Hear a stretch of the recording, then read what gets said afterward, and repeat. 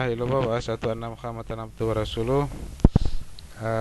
Yang saya hormati Ibu Nancy Setiorini SPD sudah hadir di tengah-tengah kita.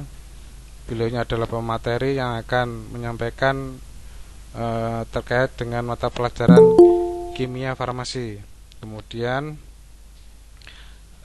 di dalam pemaparannya nanti sekali lagi saya ingatkan untuk presensi atau daftar hadir akan saya share nanti menjelang akhir sesi selesai atau Vicon menjelang selesai. Jadi nanti mohon anak-anakku bisa bersabar menunggu, memperhatikan betul apa yang disampaikan oleh pemateri kita.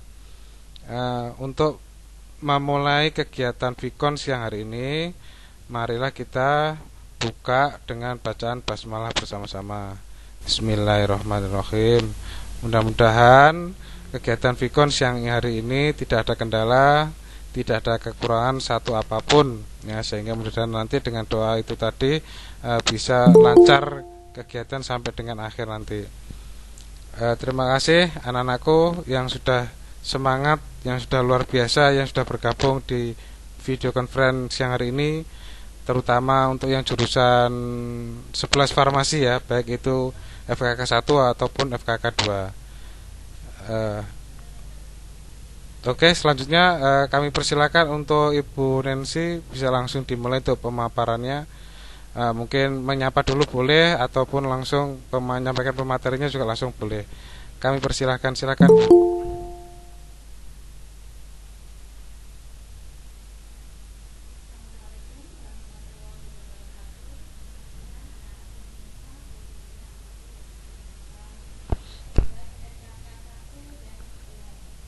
Mikrofonnya mati. Di balan ini ya. Mikrofonnya mati, Bu. Bisa nyala.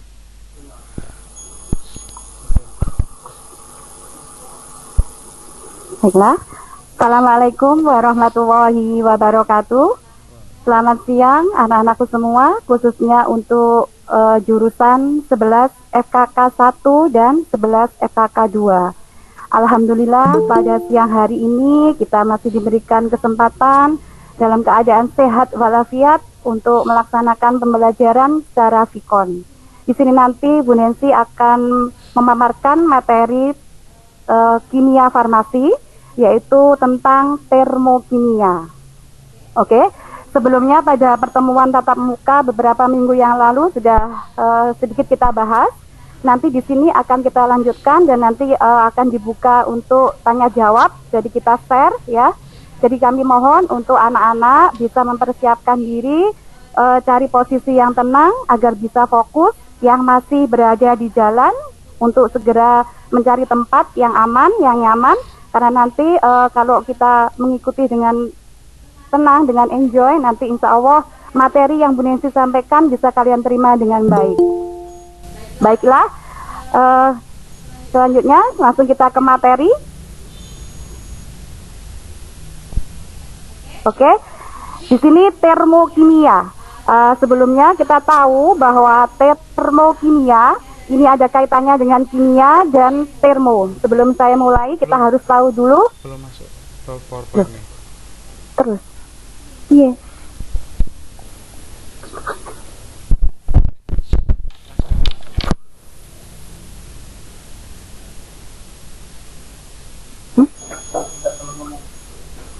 Sebentar anak-anak ya, masih disiapkan dulu untuk materinya. Sambil menunggu silakan fokus dan cari posisi yang tenang biar nyaman nanti untuk mendapatkan materi. Baiklah, di sini termokimia. Beberapa pertemuan tatap muka yang lalu sempat kita bahas mengenai termokimia. Sebelum kita bahas lebih lanjut, kalian harus tahu dulu apa itu termokimia ya. Kita tahu bahwa termokimia, kimia ini ada keterkaitannya dengan reaksi-reaksi kimia. Dan termo itu adalah kalor atau panas. Jadi di sini termokimia itu adalah cabang dari ilmu kimia yang mempelajari adanya perpindahan panas atau kalor dalam suatu reaksi kimia. Oke ya. Next, berikutnya. Silakan kita amati. Di sini ada bagan lingkaran. Mulai dari kita ambil di titik yang berwarna kuning, kita berada di sini. Di sini ada manusia. Kemudian di sini ada gas CO2, mineral panas dan cahaya. Kemudian ada suatu reaksi kimia yaitu fotosintesis, dan di sini ada sayuran dan buah-buahan. Kalau kita amati, ini adalah sebuah bagan yang berkesinambungan atau berkelanjutan, adanya hubungan timbal balik.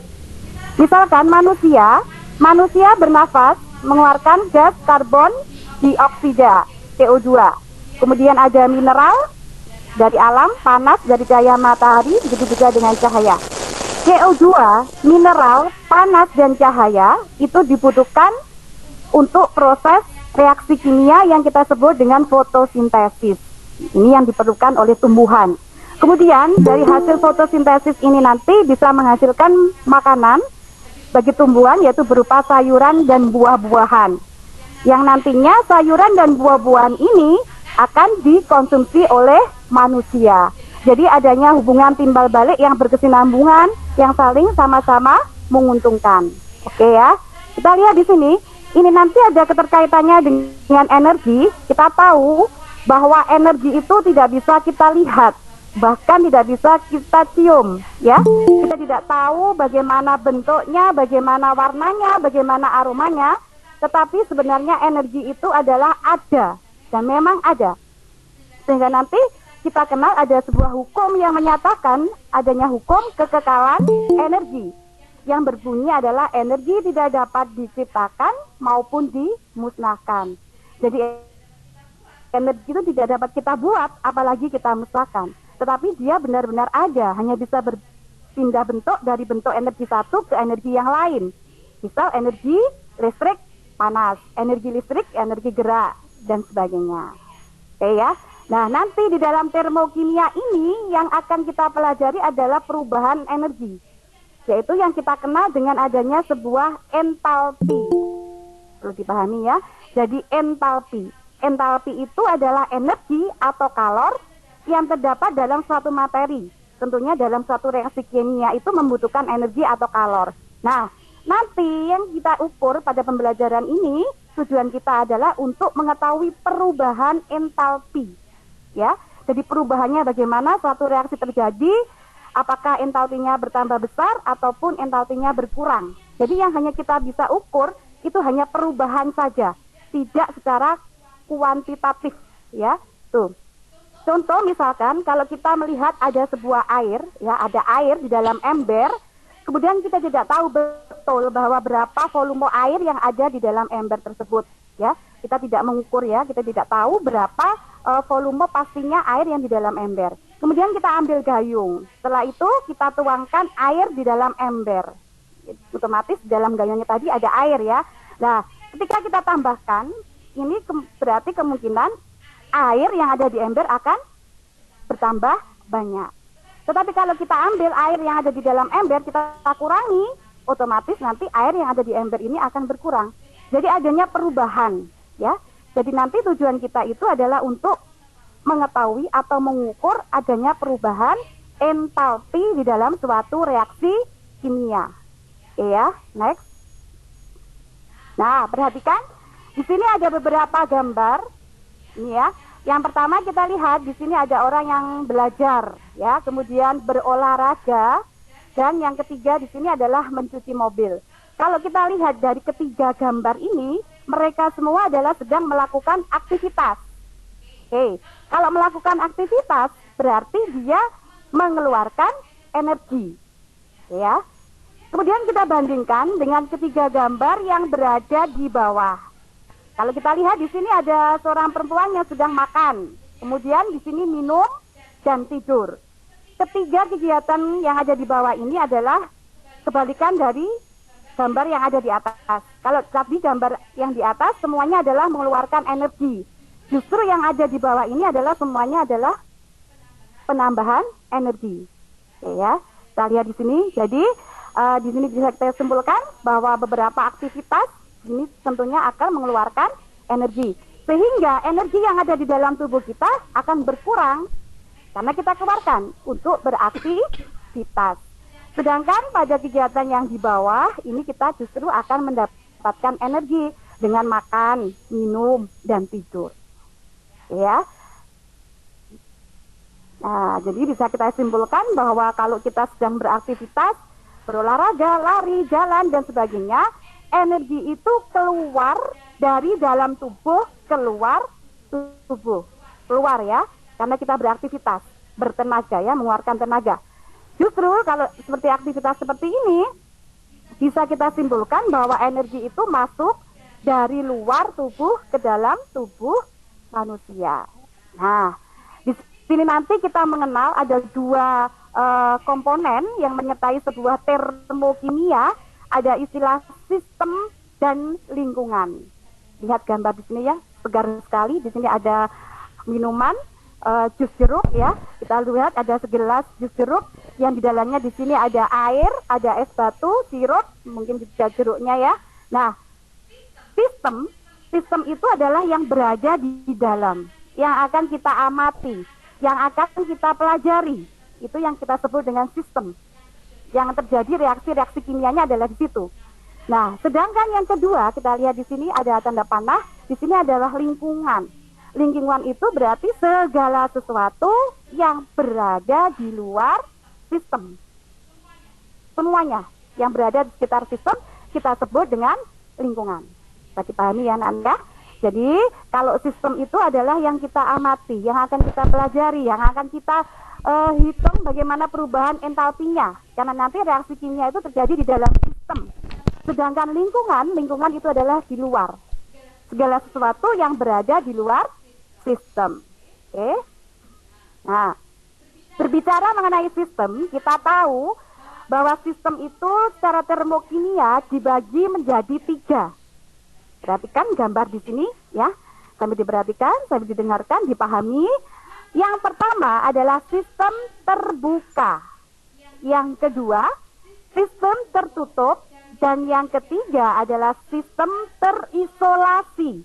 Yang pertama, untuk sistem terbuka, di sini ada botol, kemudian ada air, kita masukkan, kemudian kita buka tutupnya karena terbuka, sehingga nanti ada pertukaran atau perpindahan massa dan energi secara bebas karena terbuka. Bisa dari sistem ke lingkungan atau lingkungan ke sistem, timbal balik dua arah. Lihat di sini ya, tuh seperti itu. Itu kalau terbuka. Tuh, seperti kalau kita di dalam ruangan kelas, misalkan ya dalam suatu ruangan kelas kita berada di dalamnya, kemudian ada jendela terbuka, ada pintu terbuka, otomatis semua massa, energi, udara-udara bisa berpindah secara bebas karena terbuka. Kemudian yang kedua ada sistem tertutup. Perhatikan di sini ya. Kalau tadi dibuka tutupnya, sekarang botol yang kedua kita tutup. Misalkan kita isi dengan air hangat atau air panas botol ini ya, kemudian kita tutup. Ini hanya terjadi perpindahan energi saja yang ada di dalam. Ya. Jadi perpindahan energi saja yang ada di dalam. Sehingga kalau kita pegang botolnya ini terasa panas karena keluar dari sistem ke lingkungan. Tetapi yang dari lingkungan tidak bisa masuk ke sistem. Jadi hanya satu arah dari sistem ke lingkungan. Ini yang kita sebut dengan sistem yang bersifat tertutup. Jadi hanya energi yang di dalamnya saja yang berpindah. Kemudian yang ketiga adalah sistem terisolasi. Nah, di sini ya kalau sudah terisolasi berarti tidak bisa terjadi perpindahan apapun. Contohnya adalah ketika kita menyimpan air hangat atau air panas di dalam termos. Jadi untuk menstabilkan atau menjaga suhu agar tetap hangat atau agar tetap panas. Ini namanya terisolasi. Itu ya, paham ya? Jadi sistem dibagi menjadi 3, terbuka, tertutup, terisolasi. Oke, next. Kita lihat di sini. Jika sistem berpindah atau energi yang dipindah di sini ya, mengalir dari sistem ke lingkungan, ini otomatis energi yang di dalam sistem akan berkurang. Nah, kalau berkurang, otomatis dia akan bernilai negatif. Ingat-ingat ya, kalau nanti energi mengalir dari sistem menuju ke lingkungan, keluar dia. Berarti otomatis energi yang ada di dalam sistem, dia akan berkurang. Tuh. Kemudian yang kedua, kebalikannya, jika energi itu mengalir dari lingkungan menuju ke sistem, masuk ya, berarti nanti energi yang ada di dalam sistem itu akan bertambah, otomatis nanti bernilai positif. Tuh ya, oke, kita lihat di sini. Nah, jika energi yang di dalam sistem itu nanti berkurang, kita sebut dengan sebuah reaksi eksoterm. X itu keluar, jadi energinya keluar dari sistem menuju ke lingkungan. Kemudian nanti entalpinya adalah bernilai negatif, sehingga lingkungan akan menjadi panas karena keluar. Kemudian yang kedua, reaksi jika energi itu dari lingkungan masuk ke sistem, kita sebut dengan endoterm. Masuk ya. Nah, energi sistem menjadi bertambah dan nanti entalpinya adalah bernilai positif, sehingga di lingkungan dia akan menjadi dingin. Ya anak-anak ya, bisa dipahami pelan-pelan, nanti kita sesi tanya jawab supaya nanti pembelajaran ini benar-benar bermanfaat sekali untuk kalian. Oke, next. Nah, kita bahas lebih lanjut reaksi eksoterm. Tadi sudah saya jelaskan bahwa terjadi perpindahan energi dari sistem ke lingkungan, keluar ya, sehingga energi sistemnya berkurang. Nah, di sini ada kurvanya ya, sehingga nanti delta H. Delta itu adalah perubahan. H itu tadi adalah lambang dari entalpi. Entalpi itu adalah energi atau kalor yang diserap atau yang dilepas pada sebuah reaksi kimia. Kita lihat di sini menghasilkan nilai negatif. Contohnya minus 10 kilokalori per mol. Kalau dia di sini bernilai negatif, berarti ini menunjukkan bahwa entalpi pada reaktan itu lebih besar daripada entalpi pada produk. Ingat, reaktan. Dalam sebuah reaksi kimia, itu selalu melibatkan reaktan dan produk.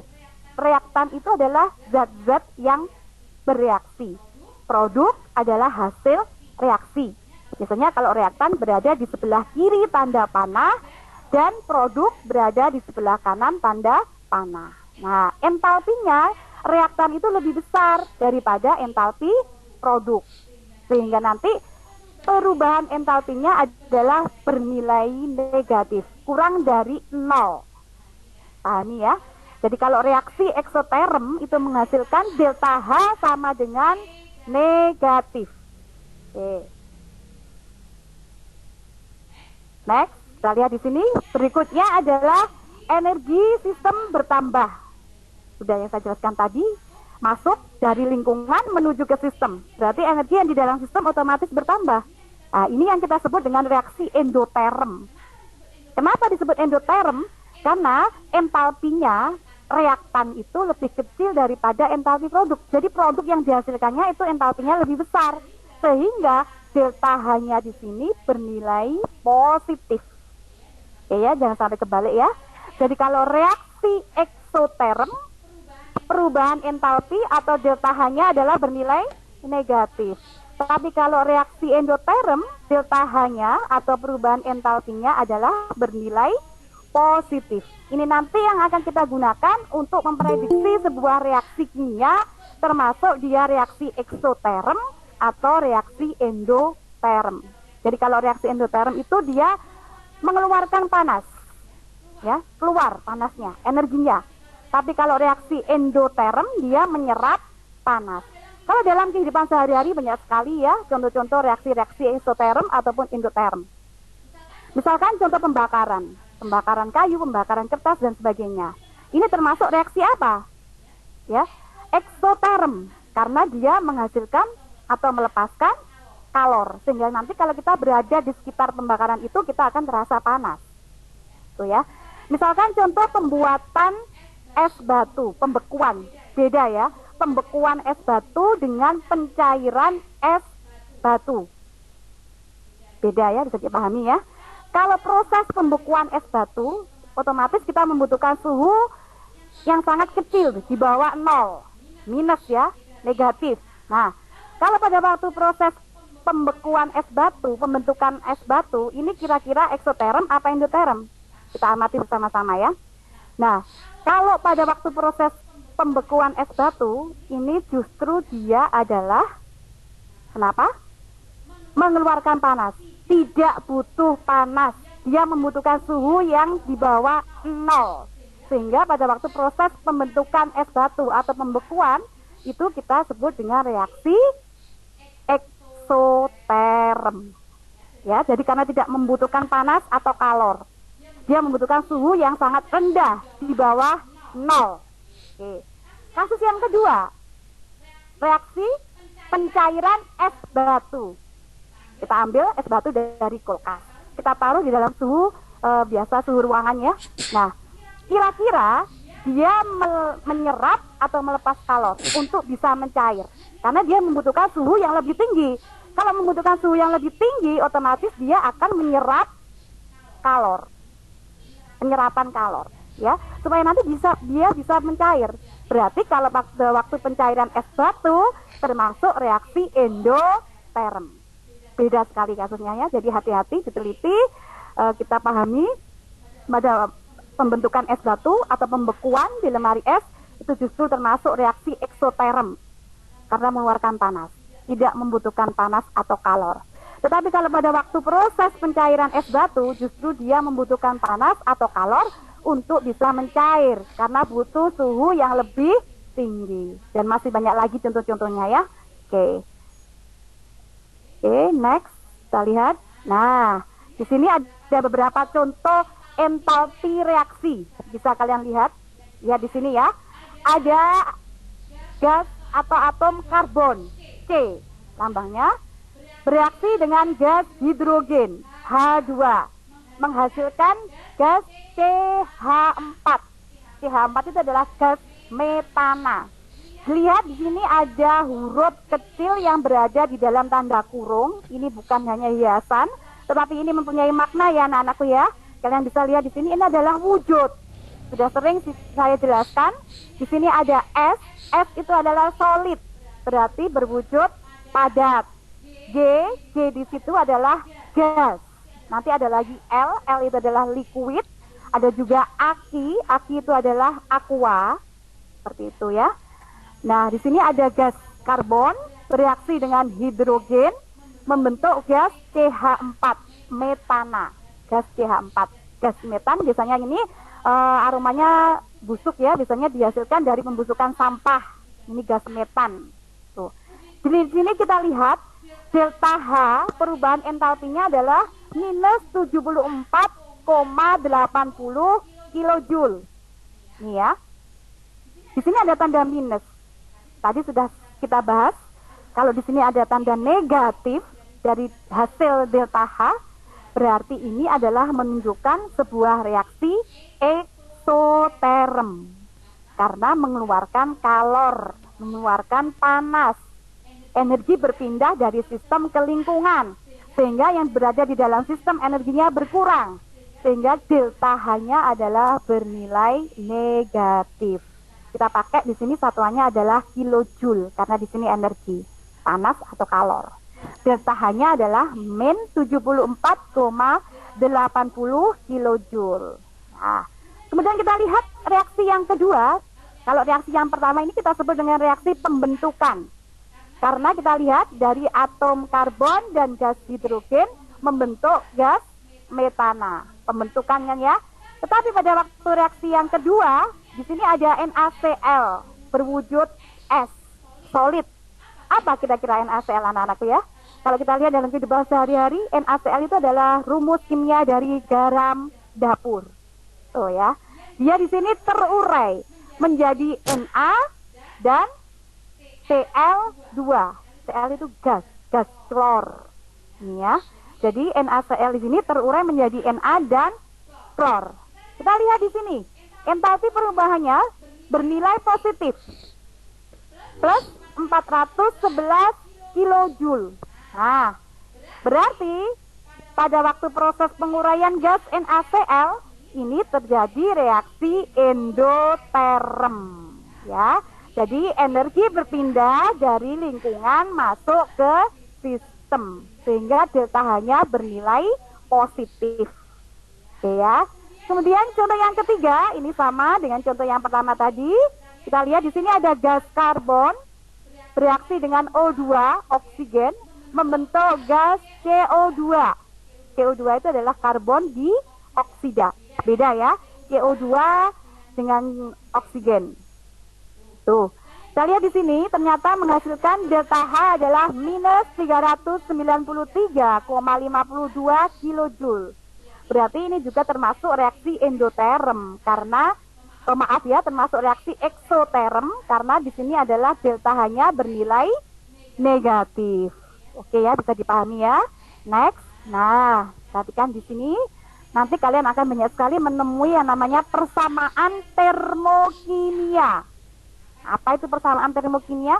Sama halnya dengan reaksi-reaksi kimia, tetapi di sini kalau persamaan termokimia bedanya nanti akan ditampilkan, akan ditunjukkan adanya delta H, perubahan entalpinya. Itu bedanya dengan reaksi-reaksi kimia biasa ya. Jadi persamaan termokimia itu sama artinya persamaan reaksi kimia, tetapi di sini nanti akan dilengkapi dengan perubahan entalpi atau delta H. Tuh. Nah, satu yang kita pakai adalah pakai KJ, kilojoule atau kakal, kilokalori. Sama ya, kilojoule. Tuh. Contoh di sini, persamaan termokimia dari reaksi pembentukan 1 mol metanol dari gas karbon, gas hidrogen, dan oksigen membebaskan. Ada kata-kata membebaskan. Berarti otomatis kalor ini adalah dikeluarkan dari sistem ke lingkungan, termasuk reaksi eksoterm. Kita lihat juga di sini delta H-nya adalah bernilai negatif 238 kilojoule. Ini adalah contoh persamaan termokimia ya. Sama sebenarnya ada reaksi kimia, tetapi di sini dilengkapi dengan adanya delta H. Perubahan entalpinya ada, bisa bernilai positif ataupun bernilai negatif. Oke, next.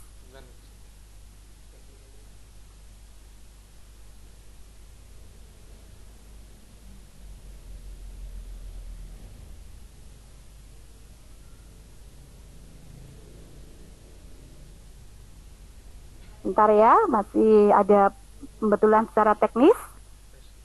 Oke Pak Karis, oke. Oke, kita lanjut ya. Ya, jadi nanti di sini kita lihat bagan, ada entalpi reaksi. Jadi nanti kalian akan menjumpai berbagai macam banyak sekali reaksi-reaksi kimia. Nanti kita bisa tahu perubahan-perubahan entalpinya. Yang pertama adalah pembentukan. Pembentukan itu adalah dari reaktan menuju ke produk, namanya pembentukan. Kemudian yang kedua adalah penguraian. Kalau penguraian itu dari produk bisa terurai menjadi zat-zat pembentuknya. Kemudian di sini ada entalpi pembakaran, semua proses-proses pembakaran. Jadi untuk pembakaran yang sempurna itu selalu membutuhkan gas, hidrogen dan oksigen sehingga menghasilkan gas karbon dioksida. Berikutnya adalah pelarutan. Jadi ini adalah macam-macam entalpi, ada pembentukan, penguraian, pembakaran, dan pelarutan. Oke, next. Ini ada beberapa soal latihan. Nanti pada sesi nanti ada tanya jawab, ya kita bisa kerjakan bersama-sama. Nah, ini nanti ada tugas yang bisa kalian buat untuk belajar di rumah, supaya nanti materi yang yang saya sampaikan bisa lebih kalian pahami, karena nanti kalau tidak ada tindak lanjut, tidak ada tugas latihan soal-soal, ya. Nah, berikutnya kita lihat di sini untuk penentuan nilai perubahan entalpi atau delta H. Ini ada beberapa teknis atau cara yang digunakan untuk menentukan perubahan entalpi, ya. Ada 4. Oke. Yang pertama adalah penentuan melalui eksperimen. Ya. Jadi kalau melalui eksperimen berarti nanti ada suatu percobaan atau praktikum. Yang kedua, kita bisa menghitung perubahan entalpi dengan berdasarkan data energi ikatan. Yang ketiga, dengan menggunakan data pembentukan standar. Dan yang keempat, dengan menggunakan hukum Hess. Ini nanti akan saya jelaskan satu persatu ya, dengan eksperimen, data energi ikatan, pembentukan standar, dan menggunakan hukum Hess.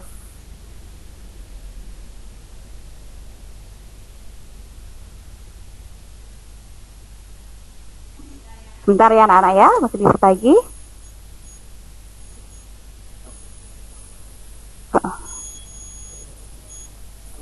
Iya. Mungkin 2 yang masuk. Makanya tetap. Oke.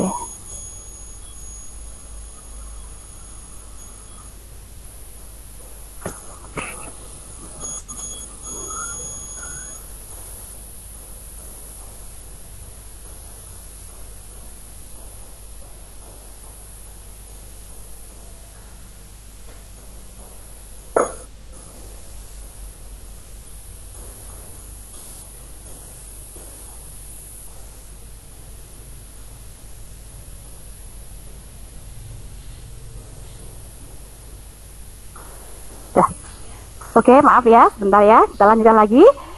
Jadi ini adalah untuk menentukan nilai perubahan entalpi ada 4. Saya ulangi lagi.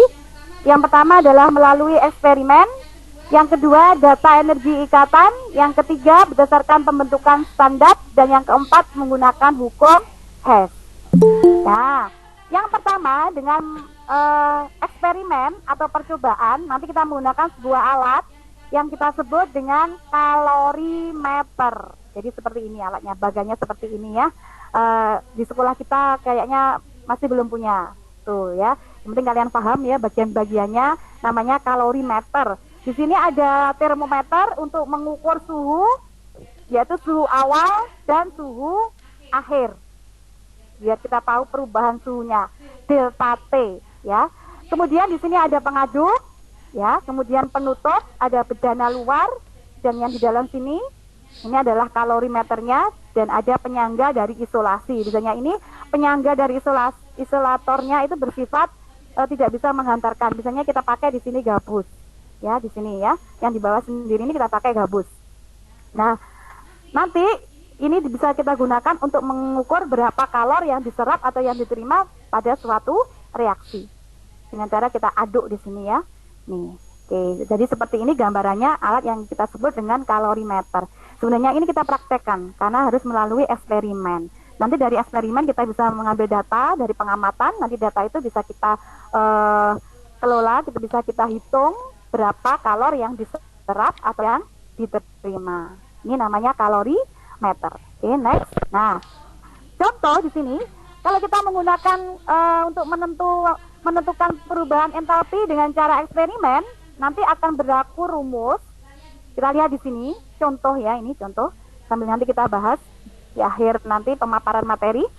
Ada sebongkah CaO dimasukkan ke dalam air, ya. Sehingga larutan bermassa 500 gram massa ini ya, terjadi kenaikan suhu sebesar 1,2 derajat Celcius. Panas spesifik air adalah 4,18 Joule per gram derajat Celcius. Ini kalor jenis C air pada keadaan standar itu adalah sekitar 4,18 Joule per gram derajat Celcius. Sekarang pertanyaannya, berapa kilojoule kalor yang dilepaskan? Termasuk reaksi eksoterm atau endoterm. Dari soal ini nanti kita bisa menentukan yang pertama berapa nilai kalor ya. Yang kedua termasuk reaksi eksoterm atau endoterm. Tuh, ini ya. Jadi kalau nanti sudah kita menghitung menggunakan rumus Chi dengan M kali C kali delta T. Daripada kalian nanti bingung menghafalkan, Chi sama dengan M kali C kali delta T. Langsung aja ya. Kita buat singkatan Chi macet gitu ya, macet berarti ada M C T. Nah, Chi itu adalah panas, entah itu nanti yang dilepas ataupun yang diserap. M di sini massa. Masanya berapa? Bisa nanti pakai satuan gram, bisa juga memakai satuan kilogram. Kalau nanti memakai satuan gram, otomatis nanti hasil kalorinya memakai satuan joule. Kalau nanti memakai satuan kilogram, berarti nanti hasilnya kita pakai satuan kilojoule. Jadi mengikuti. Kemudian C itu di sini adalah kalor jenis air, yaitu 4,18 joule per gram derajat Celcius. T di sini ada delta, yang namanya delta itu adalah perubahan. Perubahan itu yang diukur dari suhu akhir dikurangi suhu awal. T2 min T1, itu namanya delta T. Nah, kalau dari soal ini ya, kita masukkan dulu M itu massa, M-nya adalah 500 gram. Oke, kita pakai satuan gram. Nanti hasilnya adalah masih pakai satuan joule. Kalau mau dirubah ke kilo, berarti dari joule ke kilo dibagi 1000. Ya. Jadi 500 gram kita kalikan C adalah kalor jenis 4,18 joule per gram derajat Celcius. Jadi 500 dikali 4,18. Delta T itu perubahan suhu yang diukur dari suhu akhir atau T2 dikurangi suhu awal atau T1. T1 di sini 0 karena suhu akhirnya adalah 1,2 derajat Celcius. Berarti perubahan suhunya adalah 1,2 derajat Celcius dikurangi 0. Berarti tetap 1,2. Sehingga nanti tinggal kita kalikan 500 dikali 4,18 dikali 1,2. Nah, kira-kira menghasilkan bernilai positif apa negatif? Nanti silakan kalian sambil dihitung ya. Oke. Kalau nanti hasilnya adalah bernilai positif, berarti reaksi ini termasuk reaksi endoterm. Tapi jika nanti bernilai negatif, berarti reaksi ini adalah termasuk reaksi eksoterm. Oke ya, jadi nanti kalau menggunakan eksperimen, kita menggunakan alat yang kita sebut dengan kalorimeter. Menggunakan rumus Q sama dengan M kali C kali delta T. Oke ya, ini nanti bisa kalian kerjakan di rumah untuk tugas. Ada juga ini ya, soal latihan. Ini banyak sekali pengembangan soal, jadi kalian harus sering untuk latihan soal-soal, karena untuk mapel kimia farmasi dari konsep ke pemahaman ke latihan.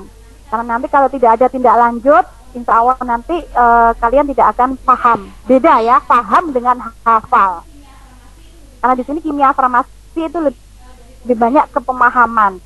Jadi dari konsep yang sudah dipaparkan Bu Nancy, nanti kalian pahami, kemudian kita ada tindak lanjut untuk latihan soal-soal. Nanti ya di akhir pemaparan kita nanti coba bareng-bareng diskusi mengerjakan beberapa soal. Oke ya. Kemudian yang kedua, yang pertama tadi sudah ya, untuk penentuan perubahan entalpi dengan cara eksperimen, dengan cara percobaan. Kemudian yang kedua, penentuan perubahan entalpi berdasarkan energi ikatan. Energi ikatan. Ini ada hubungannya dengan ikatan. Di semester kemarin sebelum PTS ini ada materi hidrokarbon ya, sempat kita bahas adanya ikatan hidrokarbon, atom C dengan atom H, ada senyawa alkana, alkena dan alkuna. Nah, sekarang kita lihat untuk teknik yang kedua untuk menghitung perubahan entalpi berdasarkan energi ikatan, itu nanti yang kita amati, yang kita lihat, yang kita pahami adalah pemutusan dan pembentukan ikatan ya. Jadi pemutusan dan pembentukan ikatan yang menyebabkan terjadinya sebuah reaksi kimia. Jadi ada yang memutuskan ikatan, ada yang membentuk ikatan. Nah, perubahan entalpi ini dapat diketahui dari selisih delta H pemutusan dan delta H pembentukan ikatan.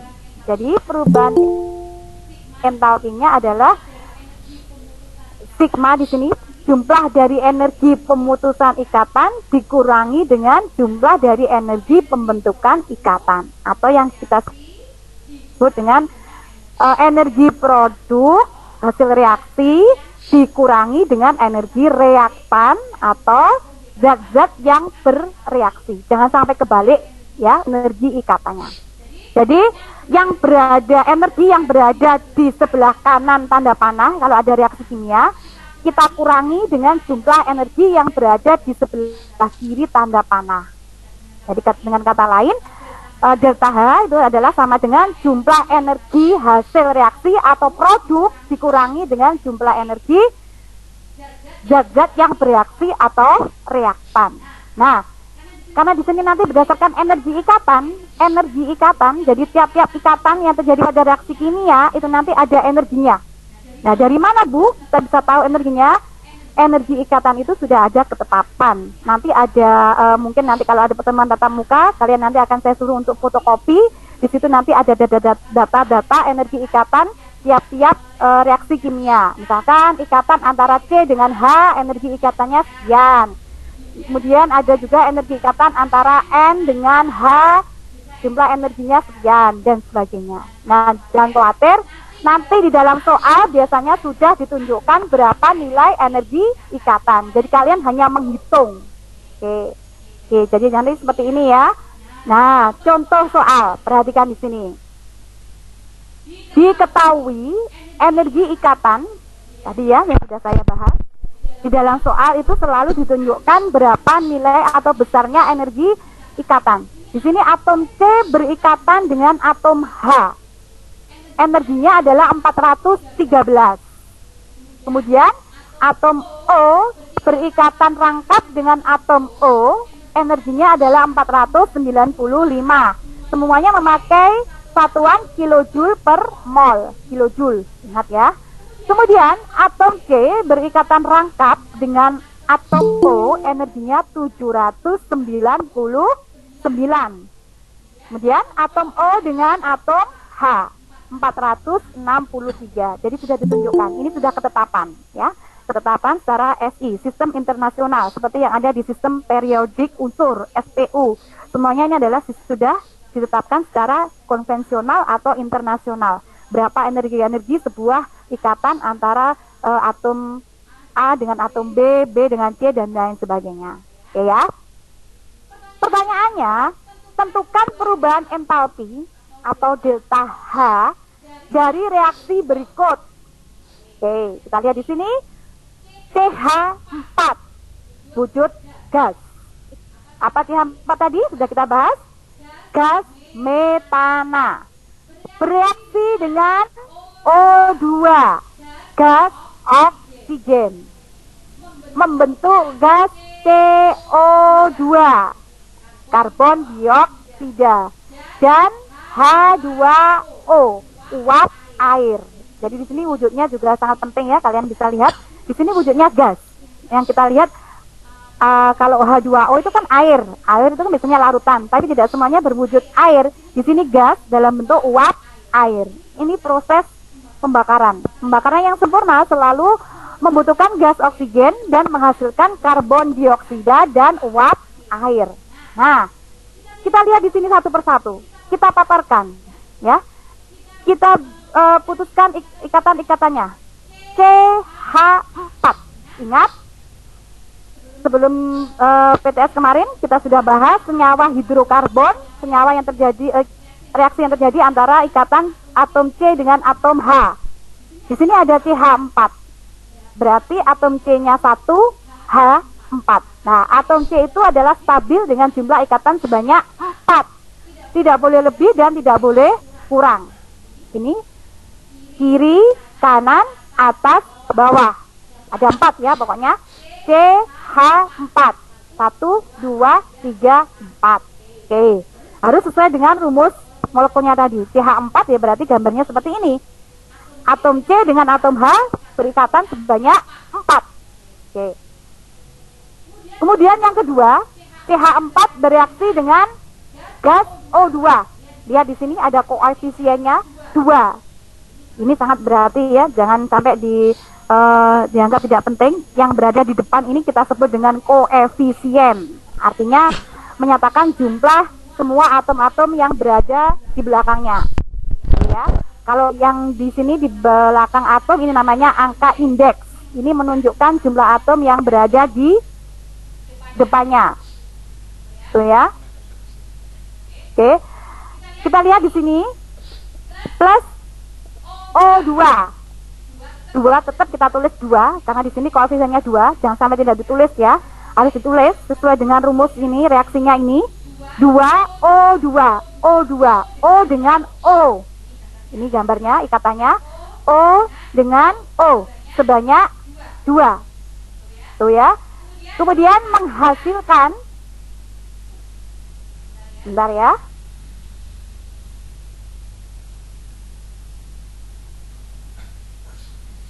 menghasilkan gas CO2. Berarti atom C berikatan dengan atom O, rangkap di sini ya, C dengan O, di sini sudah ditunjukkan energinya sebanyak 2. Berarti kanan dan kiri. O-nya 2 kan ya. CO2, C-nya 1, O-nya 2. Jadi kanan dan kiri. Ya, kenapa di sini rangkap? Nah, ini termasuk salah satu senyawa hidrokarbon. Kalau rangkap 2 adalah alkena. Tapi tetap jumlah ikatan untuk atom C itu selalu 4. Tidak boleh lebih, tidak boleh kurang. Ya, yang di sebelah kiri ini ada rangkap 2, yang sebelah kanan di sini ada rangkap 2, 2 ditambah 2, 4. Jadi pas. C itu selalu 4. Oke ya. CO2 sudah. Kemudian 2 kali H2O. 2 kali. Ya, tetap harus kita tulis 2. H2O. Oke. Di sini atom O berikatan dengan atom H itu sebanyak 2. Harus kita paparkan di sini ikatannya, ya. Jadi 2 kali atom O dengan atom H sebanyak 2. Kalau nanti di sini nanti kita salah untuk memaparkan ikatan-ikatannya, nanti untuk menjumlahkan energinya juga akan salah. Jadi harus berhati-hati, ya. Disesuaikan dengan data energi ikatan di sini. Kalau CH4 berarti ya C dengan H, di sini ikatannya tunggal. Kalau di sini O2, O dengan O, di sini ada rangkap 2, ya. Jadi harus disesuaikan dengan data energi ikatan. Tuh. Nah, kalau ini sudah untuk pemaparan ikatannya, sekarang baru kita jumlahkan energinya, ya. Delta H sama dengan jumlah energi pemutusan ikatan. Pemutusan itu adalah produk yang berada di sebelah kanan tanda panah. Oh sorry ya, yang sebelah kiri tanda panah. Ini pemutusannya ikatan. Dikurangi dengan energi pembentukan ikatan yang di sebelah kanan. Ya, kita hitung sekarang ya. Kita hitung. Di sini ada 4 C dengan H. Ya berarti kita tulis 4 kali ikatan atom C dengan atom H dalam kurung. Oke. Ditambah 2 kali karena ada 2 di sini. O berikatan rangkap dengan O karena 2O2. Sudah, kita kurung tutup. Ini adalah yang pemutusan yang berada di sebelah kiri. Ya. Dikurangi jumlah energi pembentukan ikatan yang berada di sebelah kanan. Kita tulis. Di sini ada 2 kali C berikatan dengan O. Ya, kita tulis. Kalau ada 2 ya 2. Jangan sampai tidak ditulis ya. Jumlahnya 2. Ya berarti kan 2 kali C berikatan rangkap dengan atom O. Oke, sudah ya. Ditambah karena di sini ada 2, koefisiennya sudah 2. Terus atom O dengan atom H berikatan, ini juga banyak 2. O dengan H ikatan sebelah kiri dan O dengan H ikatan sebelah kanan. Kan ada 2. 2 dikali 2 menjadi 4. Kita total. Ya, ikatannya kita total. 2 ini adalah koefisiennya tetap. Kemudian ikatannya di sini kan ada 2. O dengan H sebanyak 2 ikatan. Berarti 2 dikali 2 sama dengan 4 kali ikatan atom O dengan atom H. Nah, kalau kita sudah selesai menuliskan jumlah energinya seperti ini, baru kita masukkan data energi ikatannya masing-masing ikatan. Kita tulis 4, tetap 4. Kemudian energi ikatan atom C dengan H adalah 413. Kita masukkan 413. Ditambah 2 kali ikatan atom O dengan atom O. Di sini atom O rangkap dengan atom O 495. Oke, kita kalikan. Ya, kita tutup. Ini yang pemutusan ikatan. Dikurangi jumlah yang di sini ya. Tadi ini 2, tetap 2 dikali energi ikatan atom C rangkap dengan O 799. Oke ya. Ditambah 4 kali ikatan atom O dengan H. Energi ikatannya atom O dengan H adalah 463. Ya, baru kita total. 4 kali 413 ditambah 2 kali 495, hasilnya adalah 2642 kilojoule. Oke ya. Dikurangi 2 dikali 799 ditambah 4 kali 463, hasilnya adalah 3450. Kita kurangi. Ternyata di sini hasilnya adalah negatif, minus 808 kilojoule. Ya, sudah kita dapatkan delta H-nya adalah sekitar minus 808 kilojoule. Kita tahu kalau di sini ada tanda negatif atau minus, berarti reaksi pembakaran ini termasuk reaksi eksoterm. Ya, jadi dia mengeluarkan kalor atau panas, mengeluarkan energi dari sistem ke lingkungan. Oke ya, anak-anakku ya, bisa dipahami. Nanti kita perdalam lagi dengan latihan soal-soal, karena nanti ini dalam bentuk data energi ikatan ini sering sekali keluar dalam ujian-ujian. Ya. Berikutnya, next.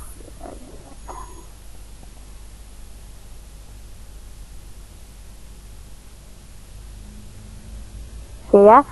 Sekarang kalau tadi sudah dengan data energi ikatan, kita yang berikutnya adalah dengan menggunakan hukum Hess. Mungkin baru dengar ya, apa itu hukum Hess? Jadi hukum Hess ini nanti dia akan menghitung, menentukan perubahan entalpi suatu reaksi, ya, baik dalam satu tahap ataupun dalam beberapa tahap. Jadi nanti dijabarkan reaksi-reaksinya. Contoh di sini adalah pembentukan SO3, ya. Di sini ada S itu adalah sulfur belerang dalam bentuk padat. Di sini solid bereaksi dengan gas oksigen menghasilkan SO3.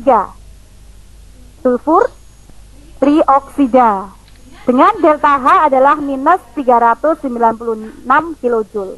Nah, dalam reaksi Hess nanti kita jabarkan satu persatu, ya. Reaksi yang pertama, kita lihat di sini, reaksi yang pertama adalah belerang dalam bentuk padat bereaksi dengan oksigen membentuk SO2. Kemudian menghasilkan delta H-nya adalah minus 297 kilojoule. Tahap yang kedua, setelah SO2 ini bereaksi lagi dengan gas oksigen. Jadi gini, dari hasil pembentukan ini kan yang sudah jadi reaksinya ya. Jadi hukum Hess itu adalah kita paparkan, kita buka tahap-tahapnya sampai terjadi sebuah reaksi pembentukan seperti ini ya. Jadi kita uraikan reaksi-reaksinya melalui tahap-tahap, bisa satu tahap maupun beberapa tahap ya. Jadi gas sulfur dengan oksigen membentuk SO3, sulfur trioksida ini tidak serta-merta langsung menghasilkan SO3. Jadi melalui beberapa tahap. Di sini kita lihat ada tahap 1 dan tahap 2, reaksi 1 dan reaksi 2. Untuk reaksi yang pertama adalah gas, di sini ada sulfur atau belerang bereaksi dengan O2, S plus O2 menghasilkan SO2, kan masih SO2. Ya, di sini yang terjadi di sini kan yang hasilnya adalah SO3. Berarti harus melalui satu tahap lagi, ya. Di sini delta H-nya adalah minus 297 kilojoule. Kemudian dari SO2 dia bereaksi lagi dengan gas oksigen supaya menjadi SO3. Delta H-nya adalah minus 99 kilojoule. Nah, dari sini nanti dari tahap 1 dan tahap 2 nanti bisa terbentuk SO3. Sehingga delta H-nya nanti bisa kita hitung, kita jumlahkan. Minus 297 kilojoule ditambah minus 99 kilojoule. Negatif tambah negatif ya. Jadi hasilnya adalah minus 396 kilojoule. Nah, kita tahu ya di sini perubahan entalpinya sama dengan ini tadi pada reaksi yang sudah ditentukan tadi ya, sama. Asalnya dari tahap 1 delta H-nya sekian, min 297, dari reaksi 2 atau tahap 2 minus 99 kilojoule. Nah, nanti dihasilkan delta H sebanyak minus 396 kilojoule. Nah, di sini negatif ya, berarti ini termasuk sebuah reaksi eksoterm. Oke ya, bisa dipahami satu persatu, nanti kita dalami dengan latihan soal-soal. Jadi intinya untuk menentukan perubahan entalpi itu tadi ada 4. Oke ya. Ini contohnya juga sama ya. Tadi. Oke, langsung kita ke session tanya jawab. Nanti kita buka ya anak-anakku. Dan nanti kita bisa sharing mana yang masih belum bisa dipahami. Terus nanti ada contoh soal bisa kita kerjakan bersama-sama. Terus nanti ada juga tugas yang bisa kalian kerjakan untuk latihan juga ya. Nih.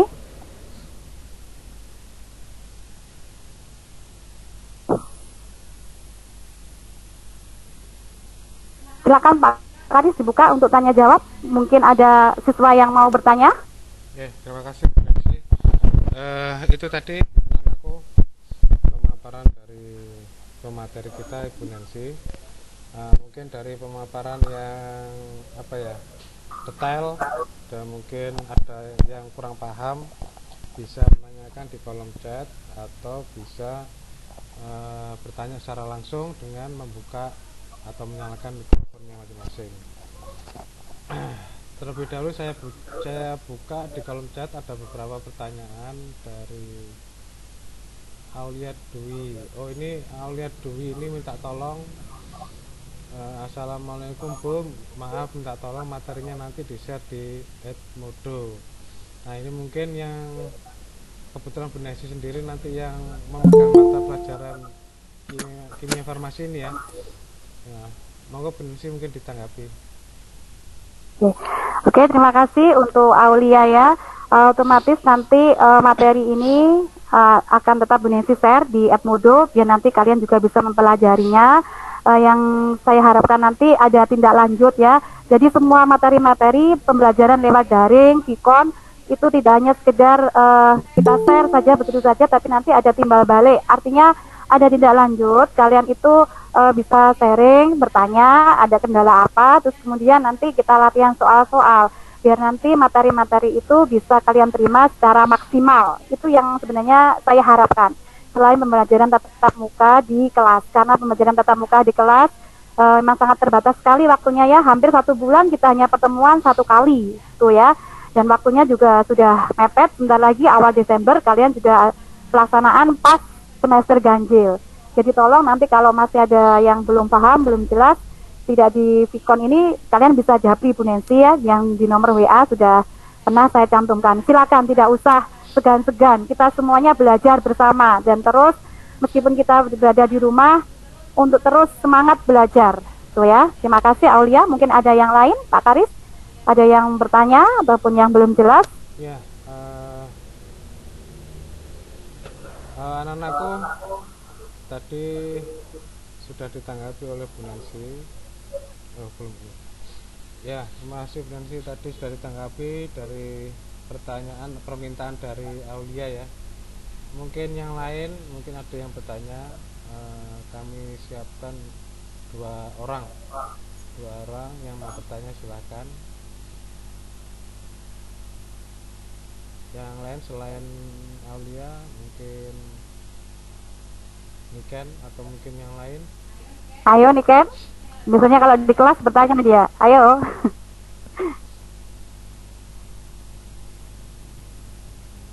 Ada Adel, ada April, Aurel, Bagus. Ayo April, Adel. Ya, Santika, Dadang, ini Dwi Sinta, Eval. Silakan, mana yang belum jelas? Oke, nggak usah itu ya. Kita share aja biasa.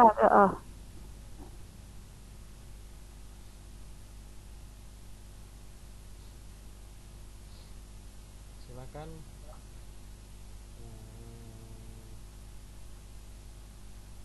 jangan sungkan-sungkan kalau mau tanya.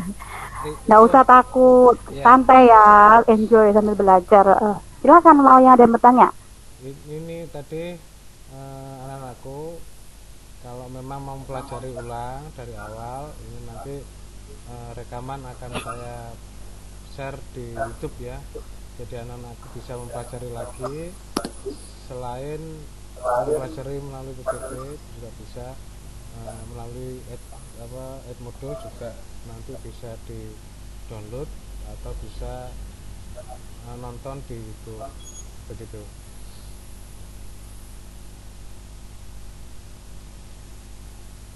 Sudah tidak ada?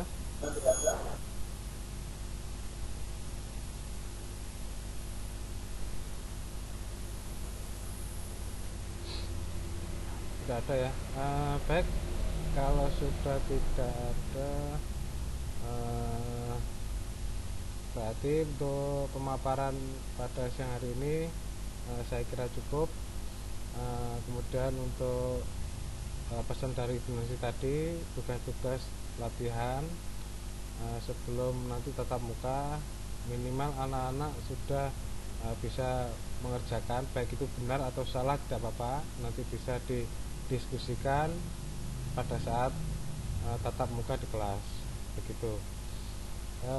Saya kira cukup begitu, karena waktunya juga tidak ada pertanyaan lagi dan waktunya sudah siang. Saya kira untuk video conference siang hari ini kita cukupkan di sini, sampai di sini. Terima kasih anak-anakku. Semoga yang disampaikan pemateri tadi bisa bermanfaat, bisa diterima oleh kalian semua, dan mudah-mudahan nanti pasti suatu saat pengetahuan dan ilmu ini akan membawa keberkahan untuk kalian semua. Dari saya cukup sekian. Ada kurang lebihnya saya mohon maaf. Saya akhiri, billahi taufiq wal hidayah. Oh, maaf, sebelum diakhiri mari kita membaca hamdalah bersama-sama.